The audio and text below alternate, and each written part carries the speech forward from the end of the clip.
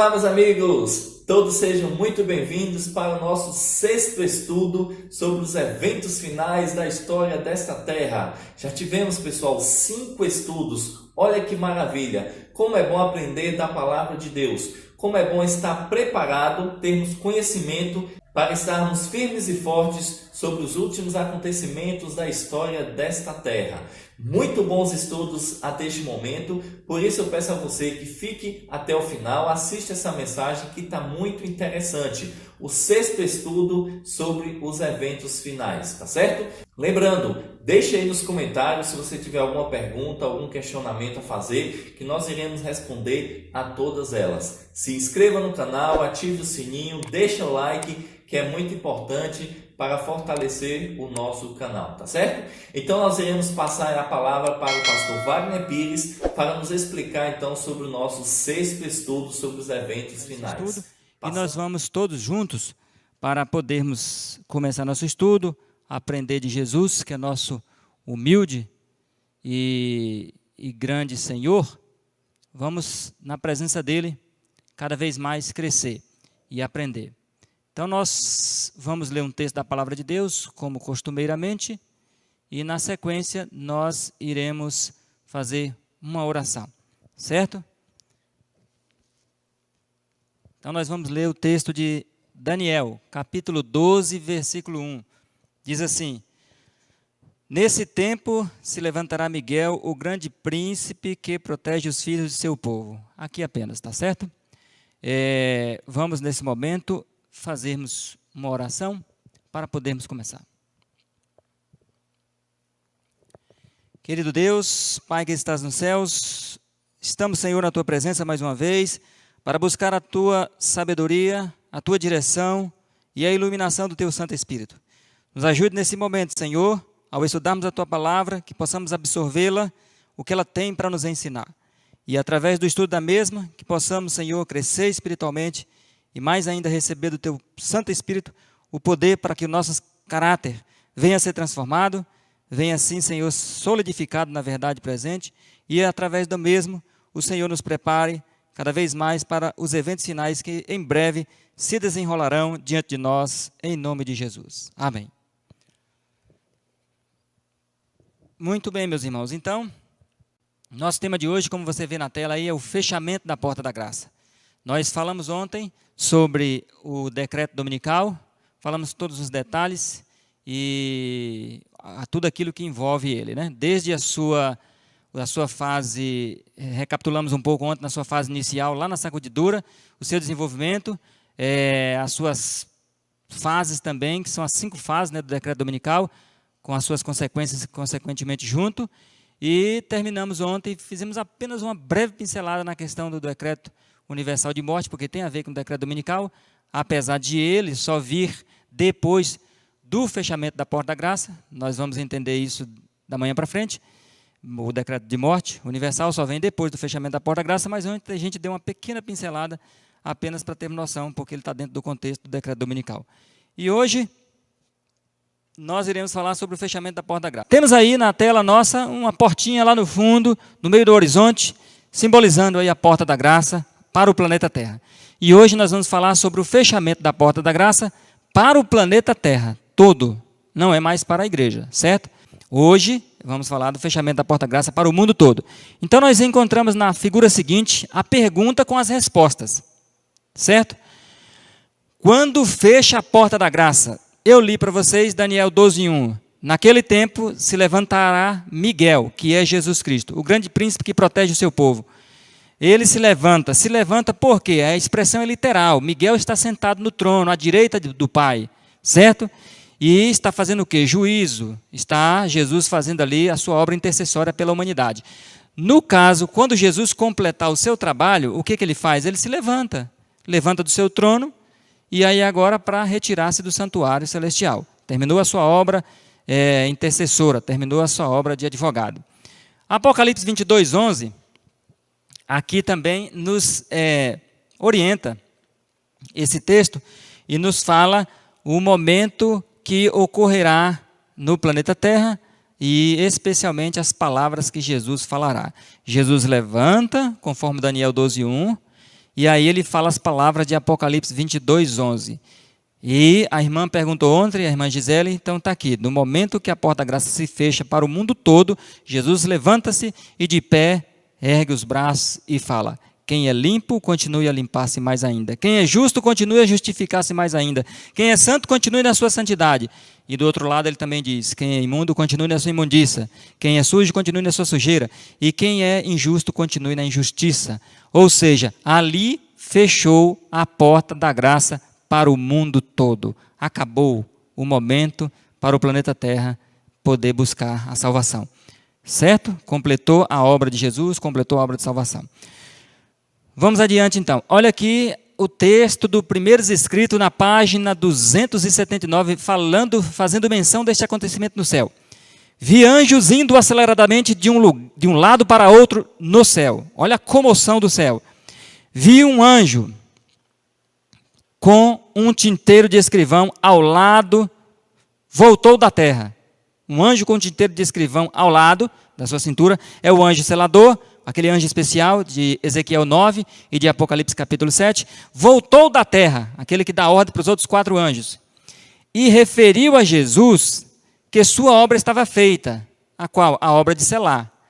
E os santos estavam numerados e selados. Só um parênteses aqui para você aí que talvez que não entende o assunto dos 144 mil por completo, certo? Então, quando os santos estiverem numerados, completo a obra deles, do Espírito Santo, ele sobe, esse anjo aqui é o Espírito Santo, em outro texto menciona isso, nós não vamos adentrar aqui no assunto, mas em outro texto menciona isso. Então, esse anjo aqui numera os santos, número 1, número 2, número 3, já foi, número 1, né? Está lá no passado. A número 1 dos 144 mil está escrito lá no Testemunhos Seletos, que foi a Stephen, a esposa do Leonardo Haskell, né? Do Leonardo Hastings. A irmã Hest, é tanto nome que a gente confunde. É a Stephen Hastings, está no Mensagem Escolhida. Ela foi a pessoa que abriu a contagem dos 144 mil, a número 1 dos selados, porque ela foi a primeira a morrer e automaticamente naquela época só selava após a morte. E então, numera. Então, o número é literal. 144 mil é isso mesmo e pronto. Completou o número, está numerado, todo mundo, selado. Então, vi Jesus que tinha estado a ministrar diante da arca, que é o trabalho que ele faz hoje especial, a qual contém os 10 mandamentos, lançar o incensário. O que representa o incensário? Representa os méritos de Jesus. Então, Jesus acabou de interceder pela humanidade, ele diz assim: meus méritos não são mais para ninguém, e joga do lado, não recebe mais a oração de ninguém na terra e não intercede por ninguém. Lançando o incensário de lado, Jesus disse que não intercede por mais ninguém no planeta Terra. Levantou as suas mãos e com grande voz disse: está feito. E toda hóstia angélica tirou suas coroas quando Jesus fez a solene declaração de Apocalipse 22:11, que é aquele texto lá que vai ser falado no fechamento da porta da graça. Quem está sujo, suje-se mais ainda. Quem está limpo, limpe-se mais ainda. Então Jesus levanta-se, diz está feito, e joga o incensário de lado, não intercede por mais ninguém, e nesse momento os anjos tiram as suas coroas de suas cabeças, jogam aos pés de Jesus, não é isso? E nesse momento também os anjos adoram a Jesus, dizendo: tu és rei, tu és digno de ser adorado, louvado, exaltado. E os anjos ali agora entendem que a obra da redenção foi concluída, a etapa do juízo foi finalizada. E por ser finalizada, ninguém mais recebe o privilégio de ter um advogado, porque Jesus agora deixa de ser advogado. Vejamos aqui na próxima figura. Quando completar o número de 144 mil, olha só o que acontece quando completar. Olha na figura aí. Jesus diante da arca. Grande conflito, 613. Todos os casos foram decididos. Aqui é dos vivos. Para a vida ou para a morte. Cristo fez expiação por seu povo e apagou os seus pecados. O número de seus súditos completou-se. Percebeu? Porque 144 mil literal, há um limite, há um número matemático, redondo e completo. Completou, pronto, Jesus para de interceder. O Espírito Santo sela a última pessoa na terra. Você imagine a comoção no céu. Os anjos de Deus. Está lá no número 100, está no alto clamor, no finzinho do alto clamor. Número 143.999. E os anjos ansiosos para quem vai ser a última alma a receber a mensagem, a aceitar de coração e completar o número. A última alma recebe a mensagem. Não sabemos nesse longínquo planeta Terra. E ali a última alma recebe, completou o número. Pronto, o Espírito Santo foi lá e selou, sobe, diz para Jesus que sua obra está completa, os santos estão selados, numerados, o número está completo, e assim então finaliza tudo. Essa expressão, todos os casos foram decididos para a vida ou para a morte, são os dos vivos, que foram nesse período final, dessa fase final aqui, que antecede o número de ser completo. Então, é nesse período que os casos serão decididos todos. E os casos dos vivos, certo? Porque dos mortos já foram decididos há muito tempo, né? Está quase finalizando o caso dos mortos. Bom, e aí nós vamos então para frente. Grande conflito 656. O período que se estendeu do pecado de Adão e Eva até a conclusão da história da redenção, diz o grande conflito, que foi aproximadamente 6.000 anos. Olha aí, 6.000 anos esteve em andamento o grande conflito. Então, 6.000 anos. Grande conflito, página 673. Está para sempre terminar a obra de ruína de Satanás. Durante 6.000 anos efetuou ele, Satanás, a sua vontade. Durante quantos anos? 6.000 anos. Enchendo a terra de miséria e causando pesar por todo o universo. Então, completando-se 6.000 anos de pecado, fecha a porta da graça. E Cristo irá retornar a este mundo, certo? Então o mundo não tem 6.999 anos, não, aí seria 7.000 anos, e o Espírito de Profecia diz que é 6.000 anos de história de pecado. Então a idade do planeta Terra hoje seria 5.900 e alguma coisa, ninguém sabe, senão saberíamos o dia e a hora da volta de Jesus, né? É 5.900, provavelmente 5.990 e alguma coisa, não sei, provavelmente 5.980 e alguma coisa, 5.995, não sei, aí não sabemos quantos anos falta para a Terra completar 6.000 anos de pecado. O fator é, ela completa 6.000 anos de pecado, Cristo volta, no ano 6.001, já entramos no milênio, certo? 6.001 já é o 7º milênio. E Cristo retorna no fim desse milênio, certo? Você pode conferir lá, que lá diz assim, cada dia te dei por 1 ano. Na profecia, um dia é 1 ano.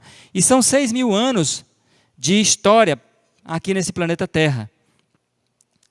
Lá em Apocalipse capítulo 8, versículo 1, diz que ao abrir o 7º selo, no retorno de Jesus, houve silêncio no céu por quase meia hora. Então significa que dentro do céu também há uma contagem de tempo, assim como há uma contagem de tempo na terra. Se não houvesse contagem de tempo no céu, não poderia haver silêncio dentro do céu por quase meia hora. Seria uma incoerência dizer que houve silêncio dentro do céu por quase meia hora e dizer que lá não se conta o tempo, certo? Só que não é igual ao tempo da terra, é diferente. É o princípio profético, cada um dia na profecia equivale a 1 ano. E o tempo do céu é o tempo profético. Então, 6.000 anos na terra de pecado equivalem a 6.000 dias no céu. 6.000 dias de 24 horas são 144.000 horas da graça divina. Você acha que é uma coincidência, né? Completou-se o número dos 144.000, completa-se o número da graça divina intercessora pela raça humana, 144.000 horas proféticas, desde Adão ter pecado até a conclusão do selamento da última pessoa. 144.000 horas proféticas. Que coisa tremenda, né? É a Bíblia, vai nos apresentando e vai desenrolando diante de nós muitas coisas. Talvez lá para semana que vem nós vamos abordar melhor esse assunto aqui, na volta de Jesus, vamos falar, né, de Apocalipse capítulo 7:1, com maiores detalhes. Bom, nessa figura nós encontramos aqui a outra pergunta. Que hora fechará a porta da graça? Vamos aí abrir Amós, capítulo 8, versículo 4, ou capítulo 8, versículo 9, digo, né? Amós, ele nos dá uma direção do momento em que a porta da graça se fecha, e nesse instante nós vamos saber que muitas coisas acontecerão no planeta Terra, muitas coisas misteriosas. Amós capítulo 8, versículo 9. Naquele dia, diz o Senhor. Essa expressão naquele dia é fazendo referência à mesma expressão de Isaías 22, 12 a 14. Naquele dia é no dia do juízo investigativo. Então, no fim do juízo investigativo, naquele dia, farei que o sol se ponha ao meio-dia e cobrirei a terra de trevas em pleno meio-dia. E conforme o primeiro escrito aqui, nós vemos assim, ó. Retirando-se Jesus do lugar santíssimo, ouviu tilintar das campainhas sobre as suas vestes, porque na veste do sumo sacerdote, como você sabe, lá no Velho Testamento, ele também usava as campainhas. E Jesus também usa. E ao sair ele, Jesus, do santuário lá, uma nuvem de trevas cobriu os habitantes da terra. Percebeu? Então, Amós diz que Jesus encerra a sua obra ao meio-dia, lá no santuário celestial. Ele termina a obra, e ao terminar a sua obra no santuário celestial, ao meio-dia, a terra será envolvida por umas trevas profundas e penetrantes. Ao meio-dia, o sol, não é que ele vai se pôr, ao meio-dia vai haver um eclipse, algo misterioso, aí, inexplicável pela ciência. O sol é símbolo de Jesus também, é o sol da justiça que sai para bons e maus. E nesse período acabou o sol da justiça, não há mais sol da justiça para ninguém, não há mais misericórdia para a humanidade, simbolizado assim pelo escurecimento do sol, que a misericórdia acabou e que chegou ao fim o limite da graça divina. Pontualmente ao meio-dia, isso será um aviso para os santos.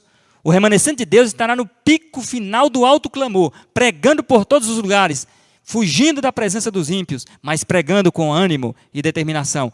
Porém, Deus dá um sinal para eles. As luzes da misericórdia e da graça são apagadas na terra, o sol escurece, e os santos, os servos de Deus, entendem que o fim chegou. E esse é um comando de Deus, do Espírito Santo, para que os remanescentes não preguem para mais ninguém. Aí o remanescente entende que acabou, a porta da graça fecha-se para toda a terra, e eles param de pregar definitivamente, e agora fogem definitivamente das vilas e cidades em que se encontram e vão-se embora. Aí alguém deve perguntar assim, mas irmão, como que você pode explicar esse Amós 8:9? O sol vai se escurecer ao meio-dia. Mas o nosso planeta tem 2 hemisférios, hemisfério norte e hemisfério sul, e o sol não brilha para o planeta todo ao mesmo tempo. 12 horas no hemisfério norte, enquanto 12 horas é noite no hemisfério sul, e vice-versa. Por exemplo, aqui agora para nós no Brasil, que é o hemisfério sul, é dia. Lá do outro lado do planeta, que é o hemisfério norte, é noite. Então, como que o sol vai entrar, vai escurecer ao meio-dia para quem? O sol vai escurecer meio-dia, primeiro, nós vamos ver aqui na frente, começa por lado do Oriente, meio-dia lá, escurece o sol. Aqui para nós é meia-noite, então lá escurece ao meio-dia. E aí passa o processo de 24 horas escuro, aí atinge os 2 hemisférios. Então o dia lá é meio-dia, escuro, e vai até o outro meio-dia. Enquanto aqui a Terra, o dia não amanhece do lado do hemisfério sul, não clareia, né? Então é assim, o sol vai ficar escuro nos 2 hemisférios durante o período de 24 horas.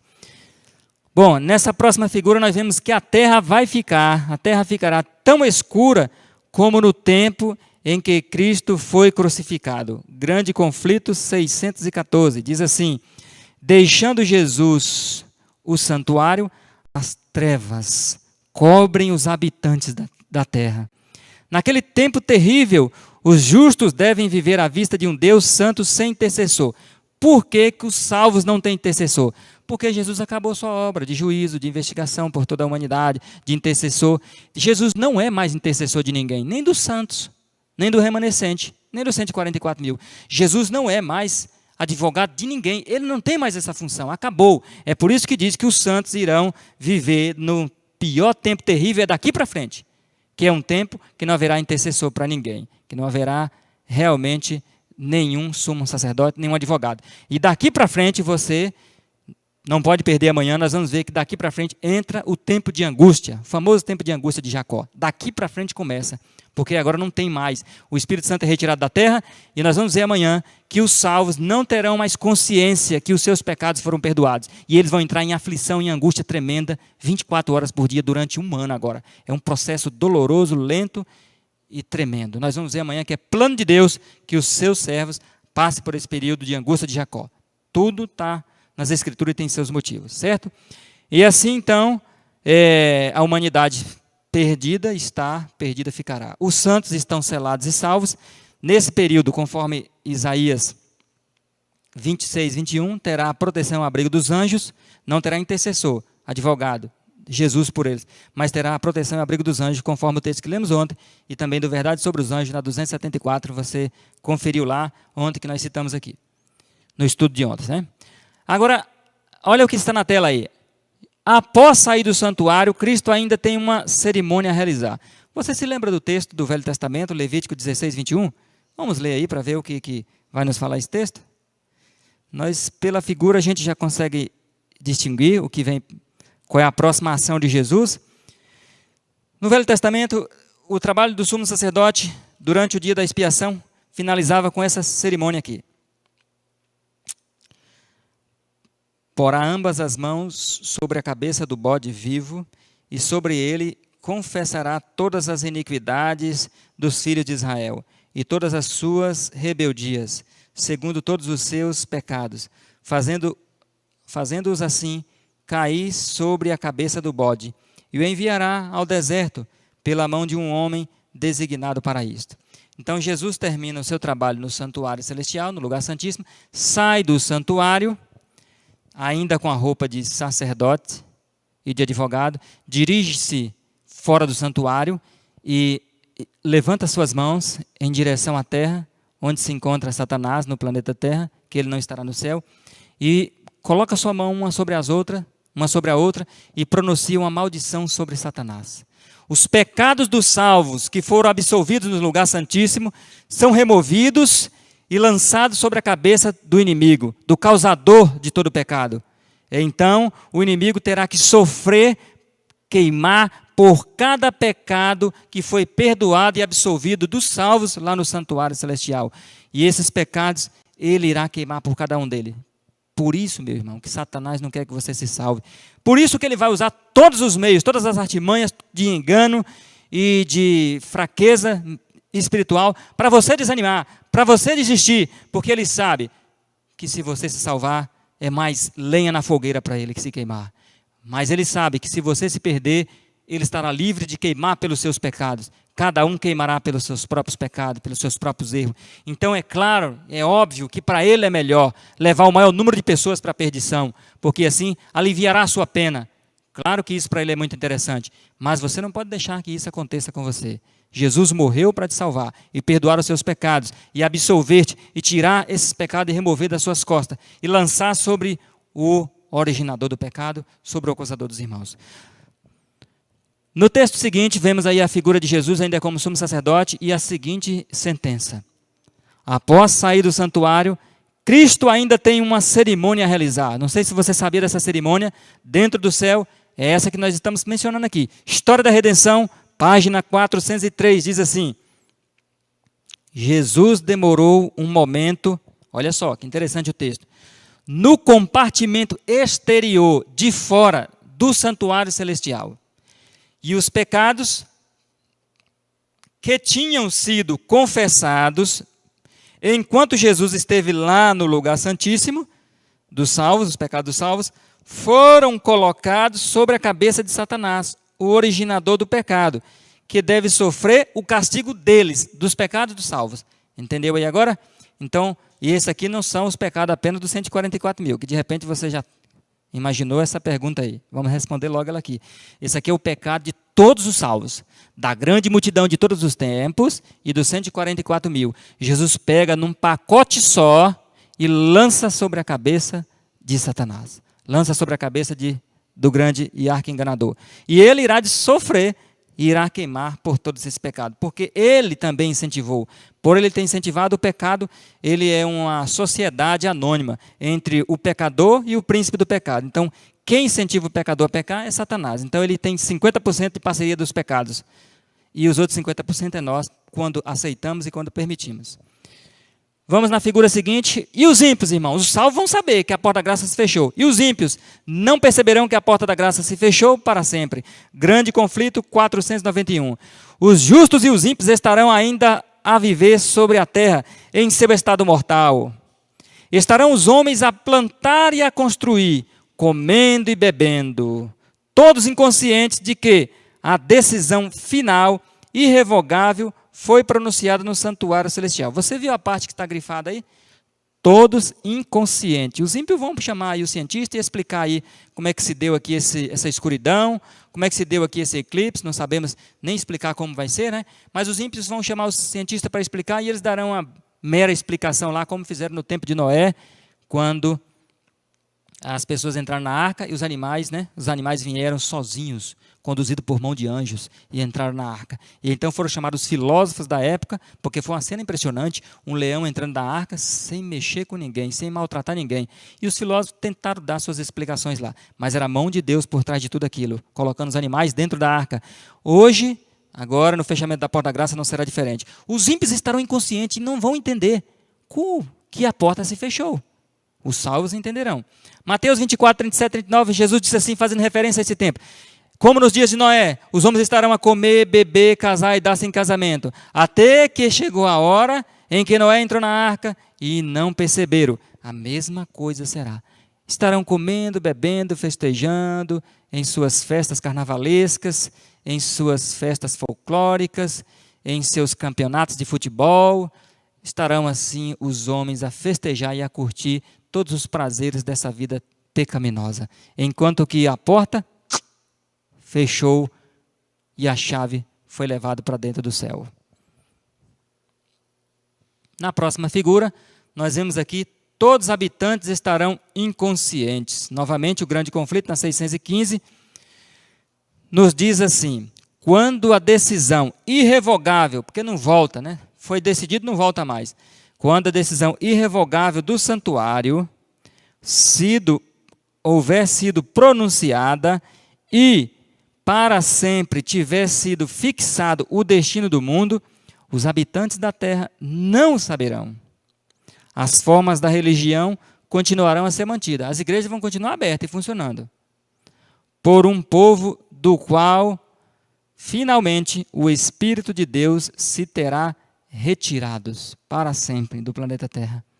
O zelo satânico com que o príncipe do mal os inspirará para o cumprimento de seus maldosos desígnios será semelhante do zelo para com Deus. Percebeu? Então eles vão ficar zelosos para o mal agora. E é aí onde é que as pragas vão começar a cair e eles vão perceber entre a segunda e a terceira que é preciso agora intervir com o decreto universal de morte.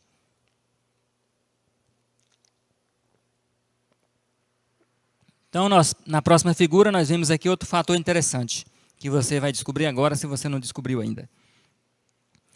Ao fechar a porta da graça, Cristo sai do santuário. Para onde ele vai? Sai do santuário, vai para onde? Primeiros escritos 281. Via então Jesus depor suas vestes sacerdotais. Olha, ele tira as vestes de sacerdote, Jesus agora vai trocar de roupa. E envergar, ou seja, vestir seus mais régios trajes. Traje de rei. Jesus agora vai vir na terra como rei. Então ele troca a roupa de sacerdote, sumo, e pega a roupa de rei. Sobre sua cabeça estavam muitas coroas. São 7 coroas. O texto do primeiro escrito em outra, lá na página 30 em diante, lá diz. São 7 coroas que Jesus tem dentro da cabeça, simbolizando perfeição e totalidade, né? Sobre sua cabeça estavam muitas coroas, estando uma coroa dentro da outra. Cercado pela hoste angélica, deixou o céu. E agora? Jesus terminou o julgamento, completou o número, fez a cerimônia de transferência dos pecados para Satanás, e agora deixa o céu. Deixa o céu e vai para onde, meu irmão? Se ainda falta 1 ano para Jesus voltar, as pragas têm que cair, os salvos ainda têm que passar pelo tempo de angústia de Jacó, há muitas coisas para desenrolar ainda na terra, muito sofrimento, muita dor, muita correria, muito pânico, muita miséria, muitas pragas. Para onde Jesus foi? Vamos ver. Olha aí para onde Jesus foi nessa figura, como Rei dos Reis e Senhor dos Senhores. Ele não pode aparecer na terra, ainda não é o momento de buscar o seu povo. Ezequiel, pode abrir sua Bíblia aí, 43, versículo 2. E vamos ver para onde Jesus foi. O livro de Ezequiel, 43, versículo 2. Eu, disse o profeta Ezequiel, vi a glória do Deus de Israel. Sabe quem é esse Deus aqui? Você vai saber agora. Que vinha do Oriente. Para onde Jesus foi? Para o Oriente. A voz era como a voz de muitas águas, e a terra resplandeceu por causa da sua glória. Percebeu? Ele sai do santuário, vai para o oriente do planeta Terra, lá ele fica. E quando ele aparecer no planeta Terra, a glória resplandece. A voz desse Deus, que é o Deus de Israel, aqui do Velho Testamento, se você abrir Apocalipse 1, 14 e 15, você vai ver que está falando da testemunha fiel e verdadeira, que diz que a voz dele era como voz de muitas águas. Assim como diz aqui Ezequiel, que a voz dele era como a voz de muitas águas. É o mesmo personagem. É a mesma pessoa, o Deus de Israel é Jesus Cristo. Jesus sai do santuário e se dirige então para o Oriente. E lá ele fica até a hora de retornar para o planeta Terra. Olha, vamos ver aqui o próximo texto para entender que Jesus, ele vai para o próximo, a próxima etapa dele é ir para o Oriente.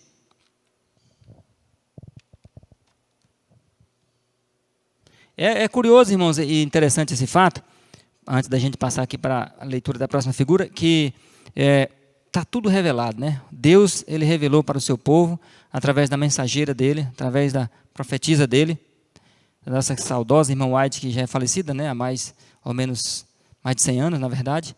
Então, Deus revelou tudo para ela, os detalhes do que iria acontecer no planeta Terra, minuciosamente. Desde lá da sacudidura, como estamos estudando com vocês aqui, desde terça-feira, né? Até hoje, o nosso sexto estudo. Se você está assistindo só hoje, para você não ficar perdido, não ficar confuso aí, e com muitas dúvidas, muitas perguntas, a gente te aconselha a voltar nos vídeos lá atrás, anteriores, e você estudar e vê-lo, comparar, conferir devagar, texto com texto, para você se situar aí no nosso estudo e não ficar assim perdido, certo? Porque ainda temos ainda as outras partes, e aí você não vai ficar confuso e nem perdido diante do nosso estudo. Então, nós vamos aqui na próxima figura para ver para onde Jesus foi. Maranata, meditação matinal, página 285. Vi uma nuvem flamejante aproximar-se de onde Jesus estava, lá no santuário. Então, Jesus tomou o seu lugar na nuvem, que o levou para o Oriente, onde ele apareceu primeiro aos santos na terra. Uma pequena nuvem escura, que era o sinal do Filho do Homem. Enquanto a nuvem, olha aqui, ó, passava do Santíssimo, de onde ela pegou Jesus, para o Oriente, o que levou vários dias. A sinagoga de Satanás adorava prostrada aos pés dos santos. Então, nós temos aqui alguns fatores a examinar.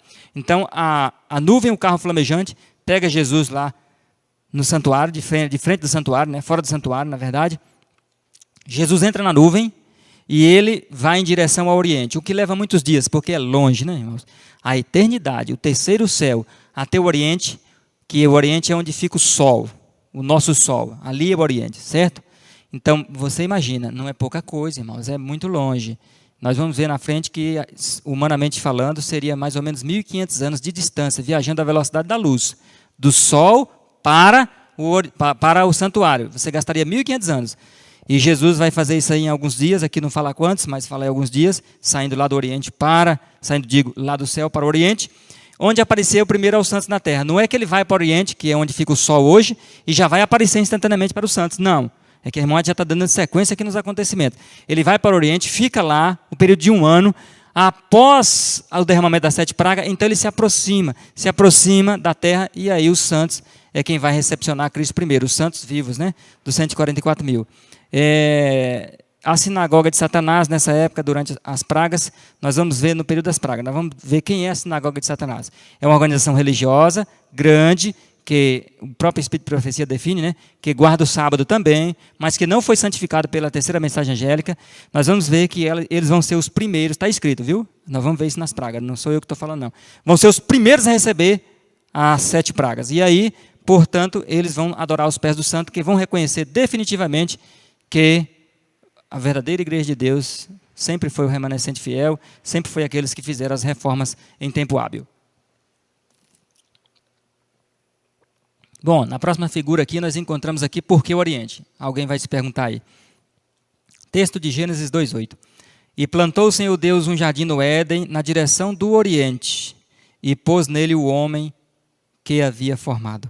O Oriente, irmãos, por que Jesus vai para o Oriente? Existem vários motivos. Primeiro, porque o Oriente foi de lá que o planeta começou a girar, certo? O jardim do Éden foi feito E o Jardim do Éden foi feito na direção do Sol. E ali Deus deu corda ao planeta, para o planeta começar a rodar. Então, por isso que o mundo começou pelo Oriente, tudo começa pelo Oriente. Também, a tríplice mensagem angélica, conforme Apocalipse capítulo 7, começa pelo Oriente, simbolicamente falando, né, que o Oriente é o começo do dia ali do Sol, como se fosse o início de tudo. E Jesus vai lá para o Oriente, porque é de lá que ele vai concluir a sua obra. Existe outro texto aqui, da meditação matinal Filhos e Filhas de Deus, página 276, que diz assim, ó, como o sol se ergue lá no Oriente, está vendo? O Oriente fica de frente do Sol, porque é lá que começou o planeta a girar. Como o Sol se ergue no Oriente e caminha para o Ocidente, enchendo o mundo de luz.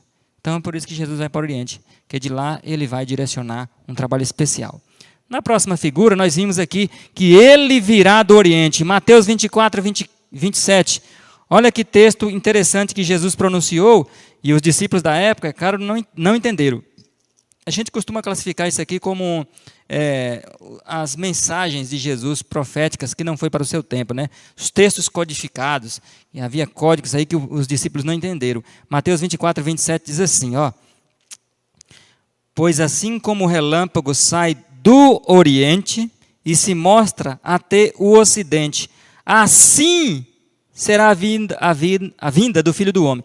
Deixa eu te fazer uma pergunta. Relâmpago só vem do Oriente? O relâmpago vem de toda direção? Claro, obviamente, relâmpago vem de toda direção. Relâmpago não vem só do Oriente. Mas Jesus quis fazer a aplicação à sua volta, que assim como o relâmpago sai lá do Oriente, porque ele vai começar a aparecer lá no Oriente, para o planeta Terra. E nós vamos ver isso aqui, a sequência de textos falando isso. Então, ele está falando, assim como o relâmpago sai lá no Oriente, eu virei do Oriente para o Ocidente. Então, eu vou aparecer primeiro no Oriente do planeta Terra e depois no Ocidente. E assim serei visto em todo o planeta. O que Jesus vai fazer no Oriente? Está aí, a sua pergunta vai ser respondida com Isaías 26, 21. Vamos ler primeiro o Testemunho para Ministro, página 182. Virá ele, Cristo, para punir os habitantes do mundo. O que ele vai fazer no Oriente? Punir os habitantes do mundo por sua iniquidade. E a terra descobrirá o seu sangue e não encobrirá mais aqueles que foram mortos. Então Jesus vai punir os habitantes da terra do Oriente. Punir como assim, irmãos? Vamos abrir Isaías 26, 21, para entender como que Jesus irá punir os habitantes. Isaías 26, 21. Vede, o Senhor sairá do seu lugar. Lembra que diz a Maranata que ele sairá lá do santuário celestial e vai para o Oriente? Ele vai sair do lugar dele. Sairá do seu lugar. Conforme também Ezequiel 43, 1. Para castigar os moradores da terra por causa de sua iniquidade. Só até essa parte aqui. Até aí vem falando que a terra vai descobrir o seu sangue. Então Jesus sai do santuário, vai para o Oriente, sairá do seu lugar, que é o santuário, para castigar os moradores. Castigar como? Olha aqui, ó, no próximo texto, na próxima figura aí. Jesus vai coordenar as pragas lá do Oriente. Maranata, página 262, a meditação, né, muito boa, de 77, diz assim, o Senhor em juízo, no fim do tempo, nesse período, andará pela terra, e as terríveis pragas começarão a cair.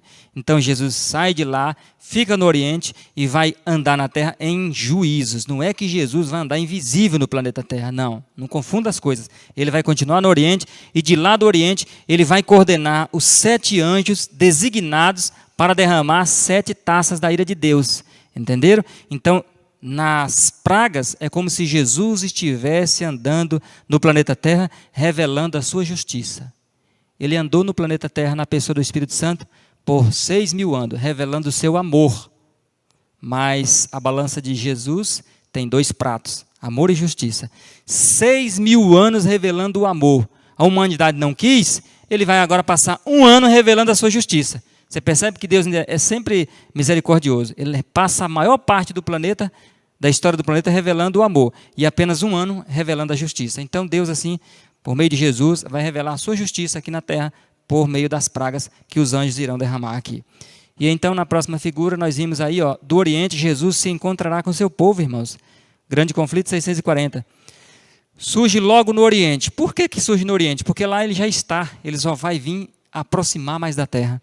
Uma pequena nuvem negra, aproximadamente da metade do tamanho da mão de um homem. É a nuvem que rodeia o Salvador e que, à distância, parece estar envolta em trevas. O povo de Deus sabe ser este, olha aí que está em itálico. O povo de Deus sabe ser esse o sinal do Filho do Homem. Porque o povo de Deus já recebeu a informação que Jesus vai voltar lá do Oriente. O povo de Deus já sabe. E vendo a nuvem de lá, já no final da 7ª praga, que esse acontecimento da volta de Jesus é no final da 7ª praga. E o povo de Deus ficou sabendo da volta de Jesus no começo da 7ª praga. Isso nós ainda vamos estudar lá na frente. Quando é a data da volta de Jesus, do retorno dele. Quando que ele vai avisar? Somente na 7ª praga. Tá certo? Toma cuidado com as falsas profecias que essas pessoas já estão sendo sacudidas no nosso meio aí, inventando data para Jesus voltar. Certo? O Espírito de Profecia diz que nos últimos dias, almas desassossegadas iriam agitar-se com fábulas e falsas doutrinas para enganar o povo de Deus logo perto da obra finalizadora do selamento. Então tem gente já aí que já foi sacudido, viu? Né, com relação a isso aí, marcando data da volta de Jesus sem saber de nada. Porque a data só vai ser revelada na 7ª praga. Nós vamos ver isso aqui na frente. Mas o povo de Deus lá está aqui no acontecimento do final da 7ª praga, já está sabendo, e a direção que Jesus volta, que é do Oriente, ou seja, para você que mora aí em Brasília, para você que mora no Pará, em Portugal, Alemanha, qualquer lugar do mundo, você quer saber a direção que Jesus voltará, é só saber onde o sol nasce aí para você, no seu país, na sua cidade, na sua vila, na sua fazenda.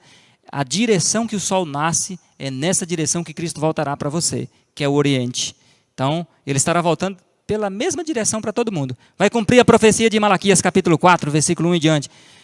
Para vós nascerá o sol da justiça. Ao invés de nascer Jesus, ao invés de nascer o sol, eu digo, vem Cristo na direção do sol para o povo de Deus. E na próxima figura nós encontramos aqui a continuação desse texto aí. Em solene silêncio, isso já é o retorno de Jesus.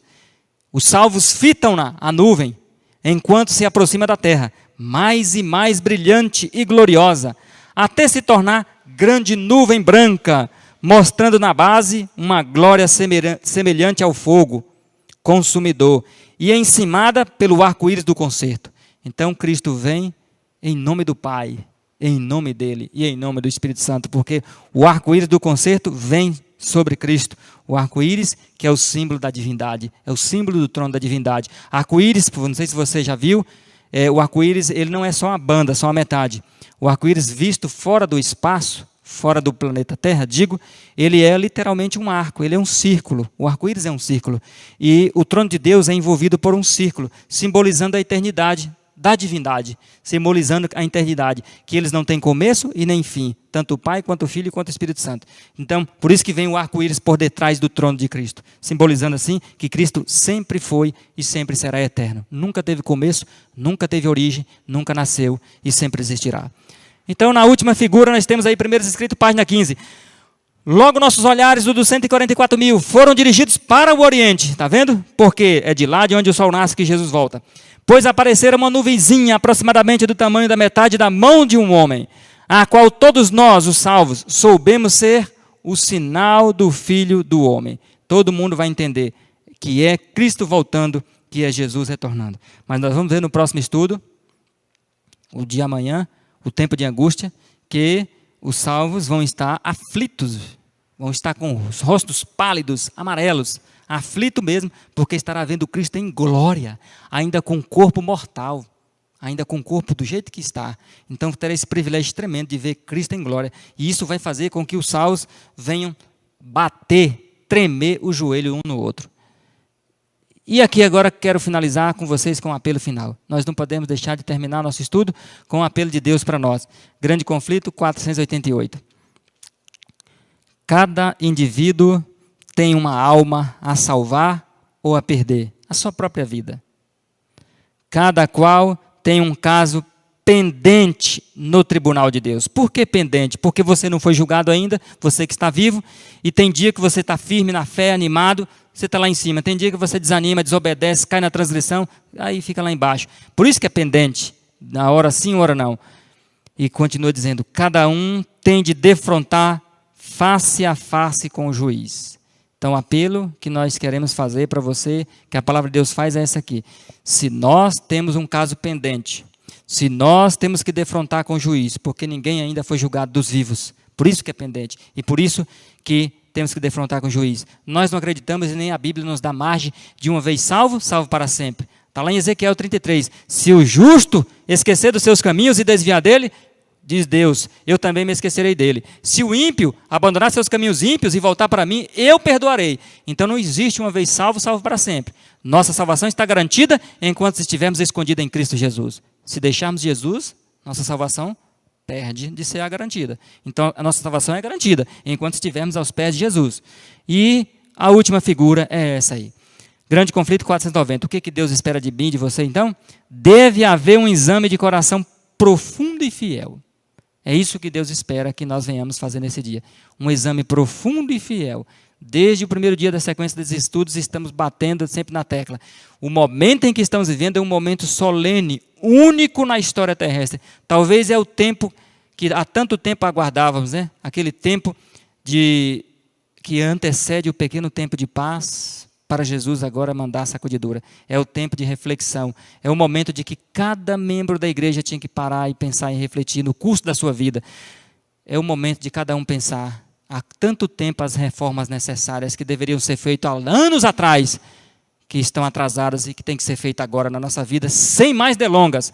Portanto, meus irmãos e amados e queridos internautas, faça esse exame profundo e fiel em sua vida, porque Deus não está te dando esse tempo de graça à toa. Deus está te dando por misericórdia. Que Deus te abençoe e te ajude para isso. Amém? Muito obrigado a todos por assistirem mais um vídeo aqui deste canal. Um excelente estudo pelo pastor Wagner. Que possamos a cada dia, pessoal, absorver tudo que foi falado, tudo que foi ensinado para a nossa vida e estarmos preparados para os últimos eventos, tá certo?